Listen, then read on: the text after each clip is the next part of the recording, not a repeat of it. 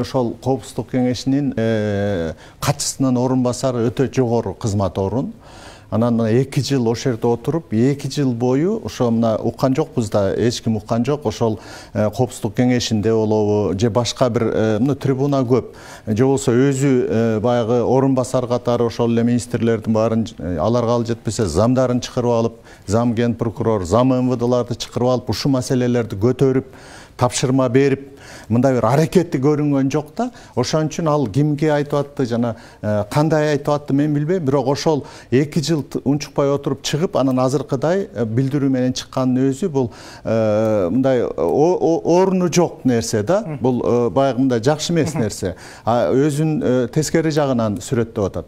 Бирок ушул билдирүү болгондон кийин, Коопсуздук кеңеши дагы, Коопсуздук кеңешинин жетекчиси ошол катчысы дагы буга реакция бериш керек, буга жооп бериш керек, элге түшүндүрүү жүргүш керек. Мына эң жаманы, андан бери мына 1 айга жакын убакыт өтүп атат, ушул багытта коомчулукка эч бир маалымат берилбегени, бул жаман нерсе.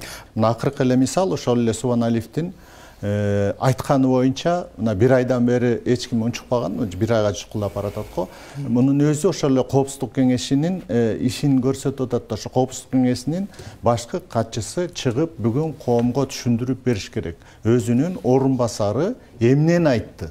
Эмне жөнүндө айтып атат? Туура эмес айтса, мореки боюнча туура эмес деп көрсөтүп айтып бериш керек. Атак мына коомчулуктун пикирин өзүң угуп атасың. Бул коомдогу кеңири тараган пикир. Мындан жаап да жашыра да албайсың.